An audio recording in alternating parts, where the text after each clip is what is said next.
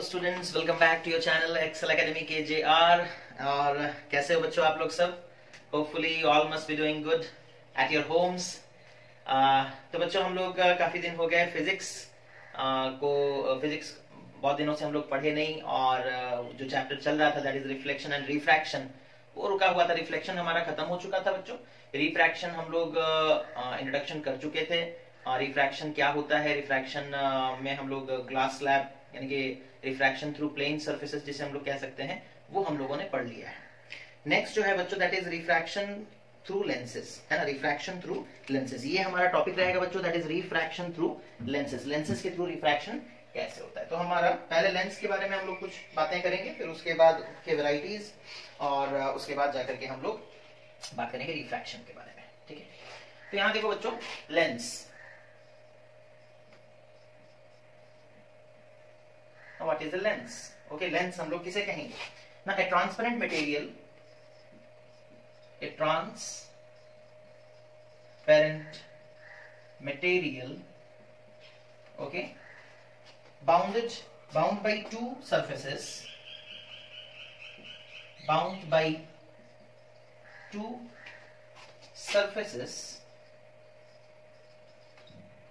one of which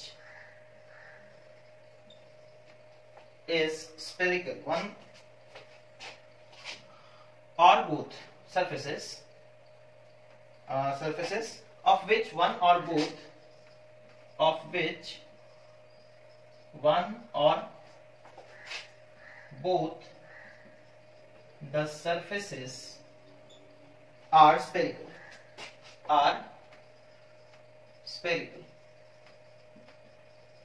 ठीक है। Form से लेंस, और is known as is called a lens, okay. तो लेंस हम लोग किसे कहेंगे बच्चों? ट्रांसपेरेंट मटेरियल का होना चाहिए, ठीक है। उसके बाद क्या? दो सरफेसेस होंगे उसके, जिस दो सरफेस में से एक सरफेस या फिर दोनों सरफेस स्फेरिकल होने चाहिए, कर्व्ड होने चाहिए, दोनों फ्लैट नहीं होने चाहिए, ठीक है। जैसे सपोज कर लो इस तरीके का एक सरफेस है, ओके, और एक सरफेस फ्लैट है, ठीक है। तो यहां हम लोग क्या लिखें? दो सरफेसेस होंगे, ये एक सरफेस है, ये दूसरा सरफेस है, of which one or both the surfaces are spherical। यहां पर देखो, ये सरफेस फ्लैट है और ये सरफेस कर्व्ड है, या फिर हम लोग बोल सकते हैं it is a part of A sphere that is curved और स्फेरिकल, ठीक है। तो दोनों में से एक भी अगर सरफेस स्फेरिकल हुआ तो उसे लेंस कहेंगे, है ना। उसे क्या कहेंगे? लेंस। अगर सपोज कर लो दोनों ही स्फेरिकल होते हैं, है ना, ये एक सरफेस, सपोज ये सरफेस 1, ये सरफेस 2, ये भी देखो कर्व्ड है यानी कि स्फेरिकल है, ये भी कर्व्ड है यानी कि स्फेरिकल है, ठीक है। तो लेंस ऐसा भी हो सकता है बच्चों।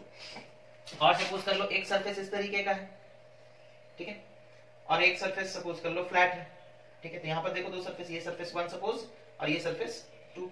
सरफेस 1 जो है वो कर्व्ड है यानी कि स्फेरिकल है, और सरफेस 2 जो है वो फ्लैट है, तो ये भी एक तरह का लेंस कहलाएगा। और अगर सपोज कर लो दोनों ही सरफेस इस तरीके से, ठीक है, दोनों ही सरफेस इस तरीके से, ये सरफेस 1, ये सरफेस 2, ठीक है, this is surface 1, this is surface 2, ये भी कर्व्ड है, ये सरफेस भी कर्व्ड है, तो ये भी एक लेंस बनेगा, है ना। तो इतने तरह के लेंसेज हो सकते हैं, और भी तरह के पॉसिबल हैं, ठीक है। जैसे सपोज कर लो एक सरफेस इस तरीके का, दूसरा सरफेस भी इस तरीके का, है ना, दोनों ही इस तरीके के, ठीक है। तो ये भी एक लेंस बन सकता है। हालांकि ये सब हम लोगों के सिलेबस में दूर दूर तक कहीं भी नजर नहीं आएगा, ठीक है। जो हम लोगों को वैरायटी पढ़ना है बच्चों, उसमें से एक ये और एक ये दोनों वैरायटीज के बारे में हम लोगों को ज्यादातर पढ़ना है, ठीक है। नाम क्या होगा वो भी हम लोग देखेंगे, ओके, नाम क्या होगा वो भी हम लोग देखेंगे। तो लेंस किसे कहते हैं वो समझ में आ गया ना। कोई भी एक ऐसा मटेरियल, ट्रांसपेरेंट मटेरियल, जिसमें दो सरफेसेस होंगे और उनमें से एक सरफेस या फिर दोनों सरफेस स्फेरिकल होंगे या कर्व्ड होंगे, तो फिर उसे हम लोग क्या कहेंगे? लेंस कहेंगे। उसे हम लोग क्या कहेंगे? लेंस कहेंगे, ठीक है। उसके बाद टाइप्स ऑफ लेंस,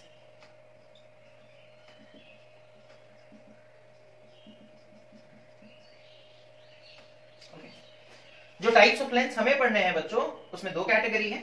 एक है कॉन्वेक्स लेंस और दूसरा है कॉनकेव लेंस, ठीक है। दो कैटेगरीज हमें पढ़ने हैं, कॉन्वेक्स एंड कॉनकेव, ठीक है। अच्छा, देखो हम लोग दो तरीके से कॉन्वेक्स और कॉन्केव को डिफाइन करते हैं बच्चों। एक तो उनके स्ट्रक्चर के आधार पर हम लोग उसे डिफाइन कर सकते हैं। Okay, definition can be based on their structure, structure के आधार पर डिफाइन किया जा सकता है। और दूसरा है their refraction, their refraction. Okay, या फिर हम लोग बोल सकते हैं their behaviour. Okay, their behaviour. Okay, तो कॉन्वेक्स लेंस को स्ट्रक्चर के हिसाब से भी डिफाइन करेंगे और उसके बिहेवियर के हिसाब से भी डिफाइन करेंगे। ठीक है, फिर कॉन्केव को भी उसी तरीके से हम लोग डिफाइन करेंगे। तो पहले ये समझ लो, दो तरह के लेंस के बारे में हम लोगों को पढ़ना है बच्चों। एक है कॉन्वेक्स, दूसरा है कॉन्केव। दो तरीके से हम डिफाइन कर सकते हैं इनको। ठीक है, कॉन्वेक्स को भी दो तरीके से डिफाइन किया जा सकता है, कॉन्केव को भी दो तरीके से डिफाइन किया जा सकता है। ठीक है, अच्छा तो कैसे करेंगे वो देखते हैं। ओके, ये चीज को मिटा रहे हैं। सबसे पहले कॉन्वेक्स लेंस, सबसे पहले कॉन्वेक्स लेंस, ये क्या होता है अकॉर्डिंग टू इट्स स्ट्रक्चर। ठीक है, तो हम बोले थे दो तरीके से डिफाइन किया जा सकता है। स्ट्रक्चर के आधार पर डिफाइन कर सकते हो और उसके बिहेवियर, उसके नेचर के आधार पर भी डिफाइन कर सकते हो। ठीक है, तो पहला definition, definition 1। Okay, those lenses whose one or both the refracting surfaces, okay, those lenses whose one or both the refracting surfaces are bulging outward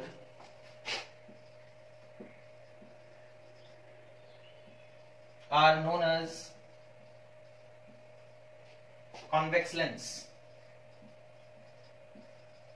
ठीक है, तो वो लेंसेज जिनके रिफ्रैक्टिंग सरफेसेस बल्ज करते हो बाहर की तरफ, उन्हें हम लोग बच्चों क्या कहते हैं ना, कॉन्वेक्स लेंस कहते हैं। जैसे सपोज कर लो, ये देखो,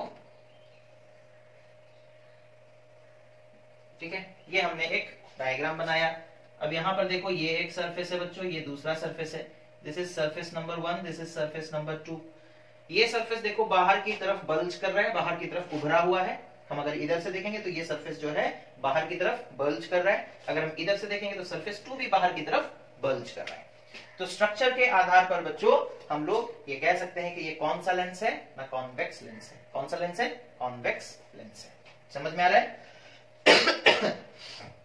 ओके, इसे हम लोग कॉन्वेक्स लेंस या फिर, अच्छा ये एक कॉन्वेक्स हो गया, बल्ज कर रहा है बाहर की तरफ, ये सरफेस और ये सरफेस, तो इसे डबल कॉन्वेक्स लेंस भी कह सकते हैं, डबल कॉन्वेक्स लेंस। बट बच्चों हम लोग इसे सिंपली, क्योंकि हम लोग जो पढ़ेंगे 10th क्लास में, वहां पर जब भी तुम्हें कॉन्वेक्स लेंस बोला जाएगा मतलब यही होता है। ठीक है, तो डबल वाला वर्ड हम लोग उतना यूज नहीं करते हैं। सिंपली हम लोग क्या लिखते हैं ना, convex lens. Simply convex lens जब भी बोला जाएगा तो तुम समझ जाओगे हम डबल कॉन्वेक्स लेंस के बारे में ही बात कर रहे हैं। डबल क्यों? बिकॉज ये सरफेस भी कॉन्वेक्स है और ये सरफेस भी कॉन्वेक्स है। ये एक रिफ्रैक्टिंग सरफेस है बच्चों, है ना, और ये एक रिफ्रैक्टिंग सरफेस है। ठीक है, दो रिफ्रैक्टिंग सरफेसेस हैं यहाँ पर। ठीक है, जब लाइट आकर टकराएगा तो पहले इस सरफेस में रिफ्रैक्शन होगा, फिर यहां से रिफ्रैक्शन होगा। तो दो जगह पर रिफ्रैक्शन हो रहा है। एक बार यहाँ पर रिफ्रैक्शन हो रहा है, लाइट बाहर से आया, सपोज कर लो इस ट्रांसपेरेंट मीडियम के अंदर घुसेगा, सरफेस से टकराया तो थोड़ा बेंड होगा। फिर अभी लाइट बाहर निकलेगा तो इस सरफेस से टकराया तो फिर थोड़ा बेंड होगा। तो this is what refracting surfaces. This is surface 1। Okay, इस सरफेस में एक बार रिफ्रैक्शन होगा और इस सरफेस में एक बार रिफ्रैक्शन होगा। ठीक है, बट हम लोग इसको पढ़ते वक्त ऐसे नहीं पढ़ते। हम लोग कैसे पढ़ते हैं? देखो डायग्राम बुक्स वगैरह में जब हम लोग देखते हैं तो डायग्राम्स कैसे होते हैं। डायग्राम कुछ इस तरीके के आपको दिखने को मिलेंगे। सपोज कर लो ये एक लेंस है, तो आप देखोगे ऐसे लाइट आया, एक ही बार बेंड करते हुए दिखाते हैं वो लोग, है ना, डबल बार, हालांकि बेंड तो दो बार हो रहा है, एक बार इस सरफेस में भी बेंडिंग हो रहा है और इस सरफेस में भी बेंडिंग हो रहा है, दो बार रिफ्रैक्शन हो रहा है। देखो एक बार लाइट एयर से आकर मीडियम के अंदर यानी कि उस मटेरियल के अंदर घुसा, फिर उस मटेरियल से बाहर निकला, तो दो बार रिफ्रैक्शन होगा, है ना, एक घुसते वक्त और एक निकलते वक्त। मटेरियल के अंदर जाते वक्त एक बार रिफ्रैक्शन, मटेरियल से बाहर निकलते वक्त एक बार रिफ्रैक्शन। लेकिन in order to maintain the simplicity, अगर तुमसे पूछा जाएगा हम लोग क्यों नहीं शो कर रहे हैं, तो तुम बस इतना ही कहोगे कि in order to maintain the simplicity we are not showing refraction at two surfaces, just at one surface we are showing the refraction. हम लोग बस एक ही रिफ्रैक्शन शो करते हैं। समझ में आ रहा है? ओके। तो ये हो गया बच्चों कॉन्वेक्स लेंस का definition according to its structure, है ना, उसके स्ट्रक्चर के आधार पर हम लोग उसे डिफाइन किया। अब दूसरा डेफिनेशन देखो, दूसरा किस तरीके से डिफाइन कर सकते हैं, और एक तरीके से डिफाइन किया जा सकता है, द लेंस या those lens which those lenses which converges a parallel beam of light, okay, those lenses which converges a parallel beam of light towards each other, okay, towards each other are known as convex lens। ठीक है, तो यहां देखो, यहां वो क्या कह रहा है कि वो लेंसेस जो पैरेलल बीम ऑफ लाइट को एक दूसरे के तरफ मोड़ दें, रिफ्रैक्शन के बाद वो लाइट एक दूसरे की तरफ मुड़ जाएं। ठीक है, जैसे सपोज कर लो, कहां पर, यहां पर बना सकते हैं, ओके, जैसे सपोज कर लो ये एक लेंस है, ठीक है, parallel beam of light rays आ रहे थे बच्चों, ठीक है, ओके, ये सपोज पूरा सेंटर से गया, सीधा सीधा चला गया, बाकी सब देखो, सब सपोज कर लो बेंड होकर के एक ही पॉइंट पर सपोज क्या हो गए, इसे कहते हैं कन्वर्ज हो जाना। क्या हो जाना? Converge. After refraction they are moving towards each other, they are moving towards each other, parallel आ रहे थे, रिफ्रैक्शन के बाद एक दूसरे की तरफ मुड़े और एक पॉइंट पर जाकर मिल गए। उस पॉइंट को भी आगे चलकर हम लोग डिफाइन करेंगे, है ना, जिसे फोकस कहा जाएगा। ओके, तो ये हो गया क्या, ये लेंस के बिहेवियर के आधार पर हम लोग उसे डिफाइन कर दिए। वो लेंस जिनके अंदर ये बिहेवियर है कि वो पैरेलल लाइट रेस को एक दूसरे की तरफ बेंड करके मीट करवा देंगे, उन्हें हम लोग क्या कहेंगे ना, कॉन्वेक्स लेंस कहेंगे। The lenses which converges a parallel beam of light to a single point, ऐसे भी लिख सकते हो, है ना, टुवर्ड्स ईच अदर भी लिख सकते हो, या फिर टू ए सिंगल पॉइंट ऐसे भी लिख सकते हो, to a single point are known as what, convex lens. समझ में आ गया? तो ये था बच्चों कॉन्वेक्स लेंस का डेफिनेशन। ठीक है, अब दूसरे वैरायटी के लेंस के बारे में पढ़ेंगे, इसे मिटा देते हैं। Okay,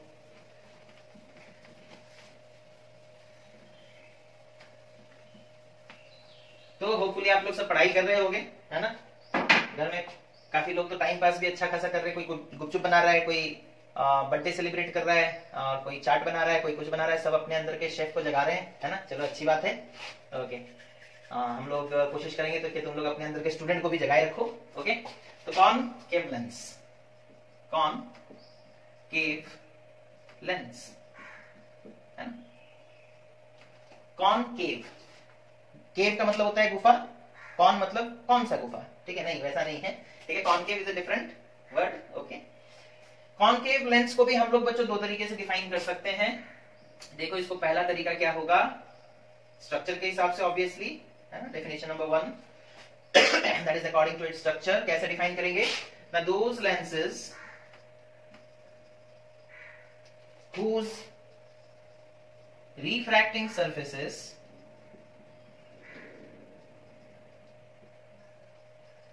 those lenses whose refracting surface or surfaces, surface मतलब एक सिंगल हो, surfaces मतलब दोनों, ठीक है, those lenses whose refracting surface or surfaces are bent inward, are bent inward, ठीक है, are known as concave lens are known as concave lens. ठीक है, तो उन्हें हम लोग क्या कहते हैं बच्चों? कॉनकेव लेंस कहते हैं। क्या कहते हैं? Concave lens. ठीक है, चलो बढ़िया। चेक कर रहे थे दिख रहा है या नहीं, तो दिख रहा है, अच्छी बात है। ओके, तो स्ट्रक्चर के आधार पर हम लोग ये डेफिनेशन लिखें। ठीक है, वो लेंस जिनके रिफ्रैक्टिंग सरफेसेस अंदर की तरफ बेंड होते हैं। ठीक है, ये देखो, ये एक सरफेस है, दिस इज सरफेस 1, ये दूसरा सरफेस, सरफेस 2, दो सरफेसेस हैं। ठीक है, और ये दोनों अंदर की तरफ बेंड है, देखो, है ना। ये सरफेस इस तरीके से अंदर की तरफ बेंड है और ये वाला सरफेस इस तरीके से अंदर। इधर से आप देखोगे तो ये सरफेस अंदर की तरफ बेंड है, इधर से आप देखोगे तो ये वाला सरफेस अंदर की तरफ बेंड है। तो दोनों सरफेसेस अंदर की तरफ बेंड है, यानी कि ये कैसा लेंस है ना? कॉनकेव लेंस है। कैसा लेंस है? कॉनकेव। ओके, उसका दूसरा डेफिनेशन बिहेवियर के आधार पर। ओके, दूसरा definition. Okay, now those lenses, just उसका ऑपोजिट है, those lenses which diverges a parallel beam of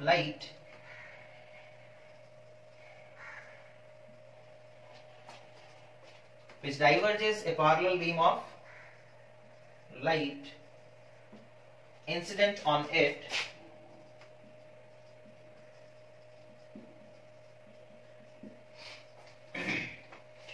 is known as concave lens, is known as concave lens। तो ऐसे लेंस को हम लोग क्या कहते हैं? Concave lens. यानी कि इनके ऊपर parallel beam of light incident करोगे तो वो डाइवर्ज कर जाएंगे। क्या कर जाएंगे? डाइवर्ज कर जाएंगे। ठीक है, सपोज कर लो ये parallel beam of light raise हैं, पैरेलल आ रहे थे, डिस्टेंस उनके बीच में हमेशा बराबर बराबर ही रह रहा है, बट क्या हुआ ना, रिफ्रैक्शन के बाद एक इधर भाग गया, एक इधर भाग गया, एक इधर भाग गया, एक इधर। देखो अब इनके बीच में जो दूरी है वो बढ़ता जा रहा है बच्चों, देखो, है ना। इस पॉइंट और इस पॉइंट में देखो डिस्टेंस इतना है इन दोनों के बीच में। जब यहाँ पहुंच गए तो इन दोनों रेज के बीच में डिस्टेंस देखो बढ़ गया, डाइवर्ज हो रहे हैं। क्या हो रहे हैं? डाइवर्ज हो रहे हैं। तो ऐसे लेंस को जो कि पैरेलल आने वाला रे कैसा है? पैरेलल है ना। तो वो लेंस जिसके पास ये क्षमता है कि वो parallel beam of light raise को डाइवर्ज करा सके, तो उस लेंस को हम लोग क्या कहेंगे? ना कॉनकेव लेंस कहेंगे। क्या कहेंगे? कॉनकेव लेंस कहेंगे। समझ में आ गया कॉनकेव किसे कहते हैं? ठीक है, ओके।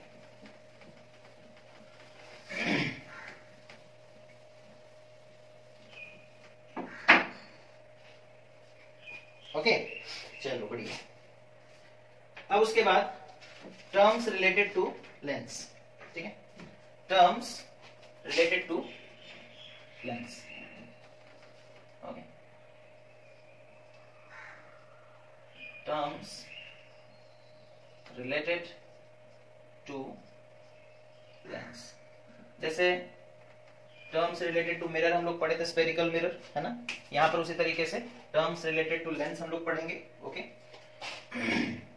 प्रिंसिपल एक्सिस वो आप जानते हो क्या होता है ना, ऑप्टिकल सेंटर, कुछ इस तरह के टर्म्स आएंगे। ओके, तो इन सब के बारे में हम लोगों को डिस्कशन करना है।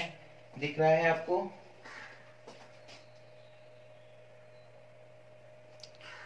चलिए बढ़िया, दिख रहा है। ओके, तो हम लोग स्टार्ट करते हैं बच्चों, terms related to a lens. ठीक है, पहले स्ट्रक्चर बनाते हैं। ओके, देखो समझने का कोशिश करो। अगर डायग्राम बच्चों आपको याद रहता है तो फिर डेफिनेशंस वगैरह बहुत आसानी के साथ आप लिख सकते हैं, है ना। लेंस में हम लोग क्या बोले थे? हैविंग टू स्फेरिकल सरफेसेस, है ना। यानी कि सपोज कर लो ये एक स्फीयर है बच्चों। ठीक है, देखो ये बुक में आपको तो मिलेगा नहीं, बट फिर भी अगर आप समझना चाहते हो तो इस तरीके से हम समझा सकते हैं आपको। सपोज कर लो ये एक स्फेरिकल, थोड़ा बड़ा ही बना लेते हैं। सर बड़ा बनाइए, ये छोटे छोटे दिखाई नहीं देते, है ना। ठीक है, कोई बात नहीं, थोड़े बड़े साइज का ही बना लेते हैं। ये सपोज कर लो, अब ये देखो बड़ा बनाएंगे तो ये आलू जैसा दिखेगा, कोई बात नहीं, आप लोग समझ जाओगे। दूसरा स्फीयर सपोज कर लो ऐसा, दो स्फीयर्स बना दिए बच्चों, है ना। अब इस स्फीयर से दोनों स्फीयर्स को अगर हम ऐसे मर्ज कर दे और ये वाला पोर्शन जो है इसे कट करके हटा दें, तो हमारे पास फाइनली क्या बचेगा? ये वाला चीज बचेगा, that is a convex lens. अच्छा, ये एक स्फीयर, सपोज स्फीयर 1, ये सपोज स्फीयर 2।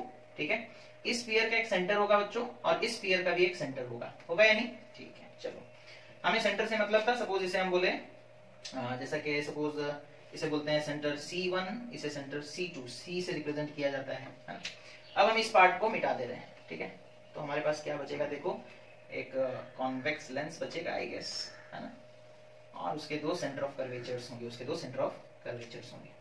समझ में आ रहा है? तो ये जो सरफेस है ये एक स्फीयर का हिस्सा है ना, और ये जो कर्व सरफेस है बच्चों वो भी एक स्फीयर का हिस्सा है ना, और ये दोनों उस स्फीयर के सेंटर्स हैं, ठीक है। तो सबसे पहला टर्म आएगा हमारा सेंटर ऑफ कर्वेचर। समझ पा रहे हो सेंटर ऑफ कर्वेचर्स क्या है? These are the centre of the sphere of which the lens is made, है ना। ये सेंटर ऑफ C1 और ये सेंटर C2 क्या है बच्चों? These are the centre of the sphere of which the lens is made or of which the lens is a part।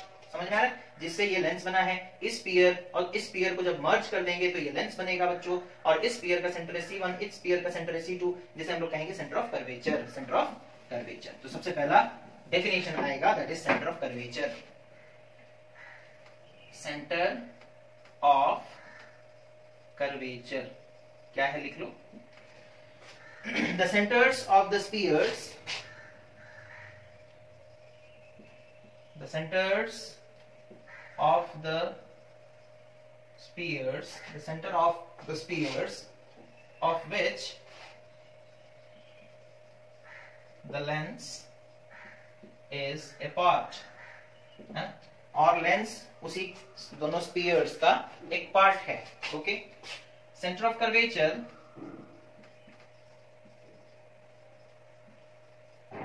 is denoted by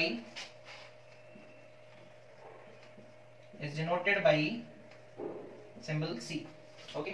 symbol क्या है उसका? Capital C। समझ में आ गया? ओके। अच्छा देखो, वापस से हम वो लेंस बना रहे हैं, ओके। सपोज कर लो ये लेंस, ओके। ये जो सरफेस है ऐसे आया, उसी से एक स्फीयर बना दी, ये बन गया।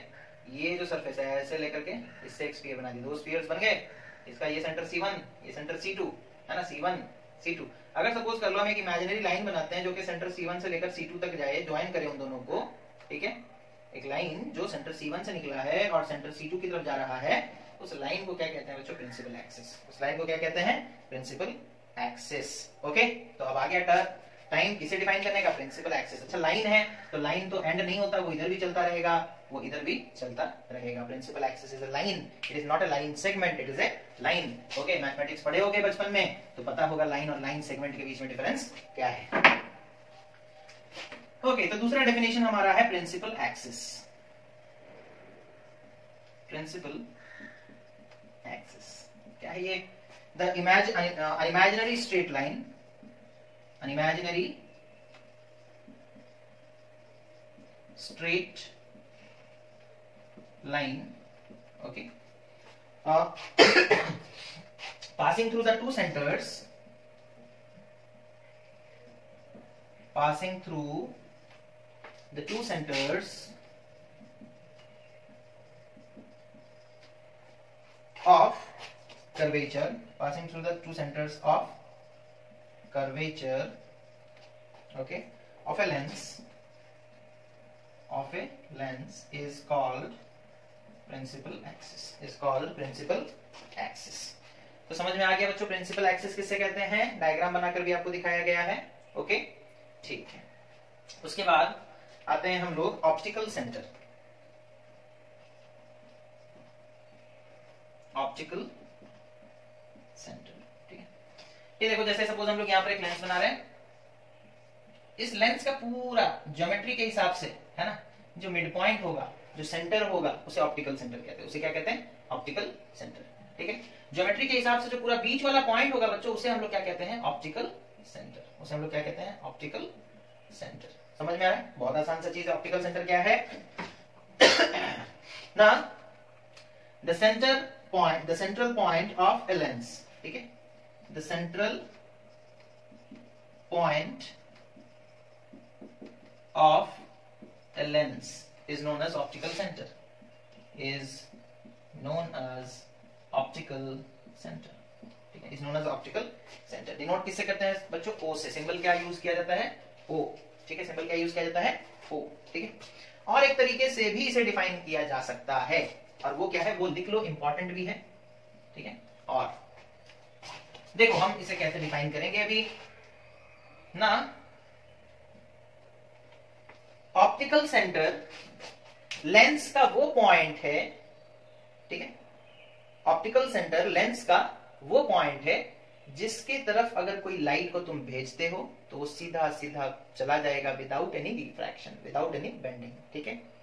ओके, इसका एप्लीकेशन पूरा है। तो देखो कैसे हम लोग करेंगे ना, it is that point, it is that point inside a lens,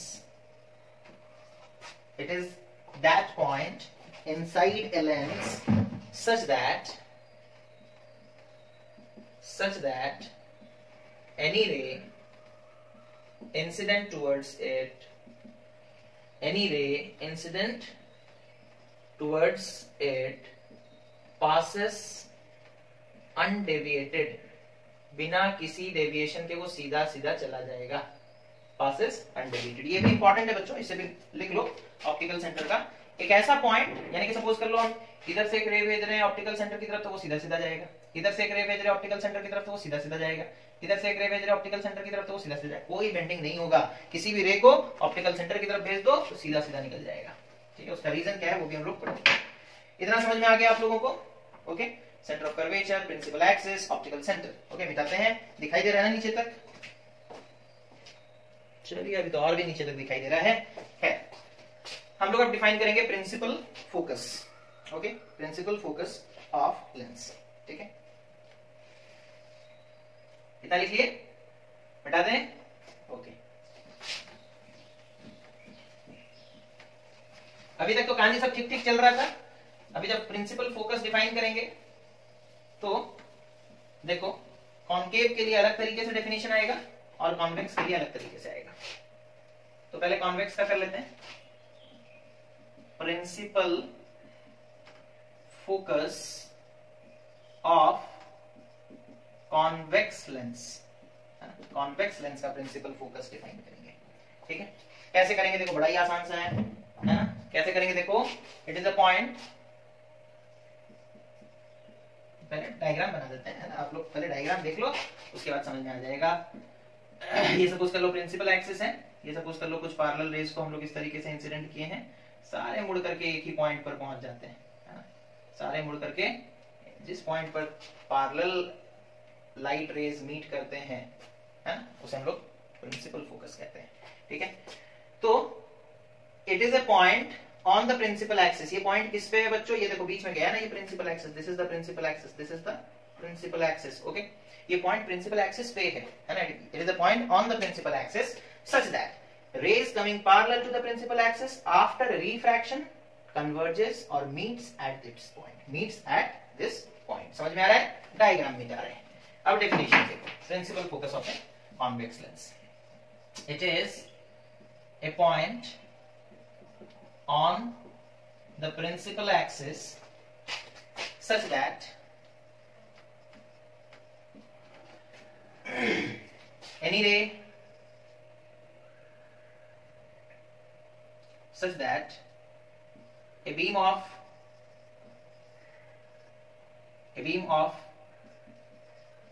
parallel, a beam of light rays parallel to the principal axis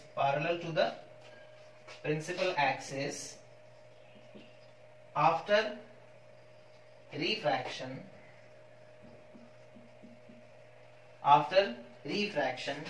meets at this point, ठीक है, समझ में आ गया?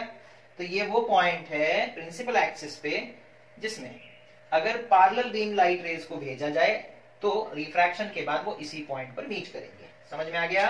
ओके, अब उसके बाद ये गया किसका? कॉन्वेक्स लेंस का, ठीक है, इसे मिटा रहे हैं। उसके बाद किसका बच्चों? दैट इज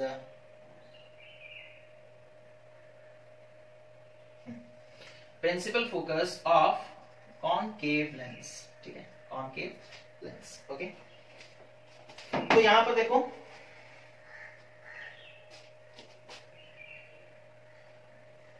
इसे हम लोग कैसे डिफाइन करेंगे ना, इट इज अ पॉइंट,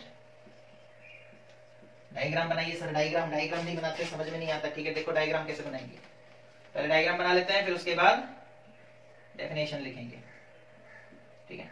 ये सपोज एक कॉनकेव लेंस है, ये सपोज उसका प्रिंसिपल एक्सिस, काफी अच्छा डायग्राम बनाए हैं सर, थोड़ा मिटा कर और अच्छे से बना दीजिए, ये बना देखो बढ़िया डायग्राम है ना, ओके। तो ये सपोज कर लो कॉनकेव लेंस, ओके ओके। इसके ऊपर हम लोग पैरेलल लाइट रेज इंसिडेंट करेंगे बच्चों, ठीक है, पैरेलल लाइट रेज इंसिडेंट करेंगे। ये सारे लाइट रेज जो हैं वो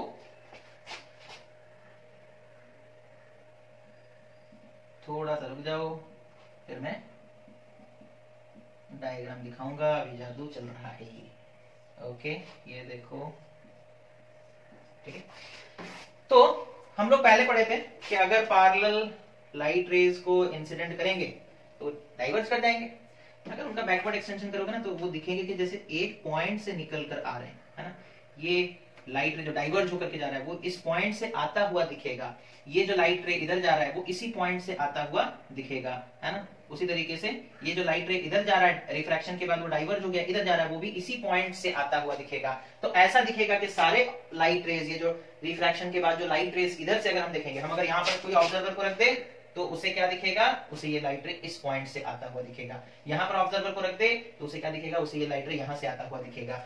तो ऑब्जर्वर के लिए इस साइड में अगर ऑब्जर्वर खड़ा होगा बच्चों तो उनको ये सारे रेज कहां से आते हुए दिखेंगे, एक सिंगल पॉइंट से। ये सिंगल पॉइंट कहां है, प्रिंसिपल एक्सिस पे है ना? और ऐसा लग रहा है कि सारे रेज वहीं से निकल कर आ रहे हैं, सारे रेज वहीं से निकल कर आ रहे हैं। समझ में आ गया? इसी को फोकस करेंगे। It is a point on the principal axis such that a beam of parallel rays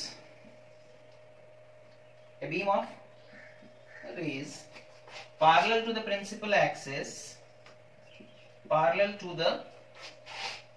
axis after refraction appears to be diverging from this point, appears to be diverging from this point, appears to be diverging from this point। समझ में आ गया? तो ये है बच्चों कुछ terms related to what, related to your lens, okay, related to your lens, okay. और अगर कुछ रह गया होगा तो हम लोग डिस्कशन करेंगे, अदरवाइज हम लोग मूव करेंगे इमेज फॉर्मेशन बाय लेंसेस, ठीक है। समझ में आ गया? मिटा दें। तो आज का ये वीडियो यहीं पर रोक देते हैं बच्चों, काफी लेंथी हो जाएगा अदरवाइज। तो आप लोग होपफुली पढ़ाई कर रहे होंगे, और अगर नहीं कर रहे हैं तो पढ़ाई कीजिए, बिकॉज भले ही मतलब हो सकता है कि सीबीएसई अपने कोर्स को थोड़ा कम कर दे बच्चों, है ना। ये भी हो सकता है कि सितंबर या फिर अक्टूबर या नवंबर, पता नहीं, ऊपर वाले को ही पता है कि कब सारा चीज वापस से नॉर्मल होगा और स्कूल्स और वगैरह खुलेंगे।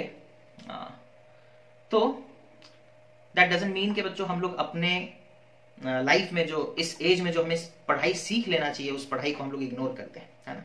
उस पढ़ाई को इग्नोर करोगे तो फिर वो पढ़ाई फिर दोबारा कभी नहीं पढ़ने का मौका मिलेगा, है ना। तो आप लोगों से ये मतलब रिक्वेस्ट है कि बिल्कुल भी इस तरीके का ख्याल अपने मन में ना लाएं कि ये जो मतलब सिलेबस वगैरह कट हो जाएंगे या कुछ हो जाएगा, हाँ आराम से पढ़ेंगे, टाइम बहुत है।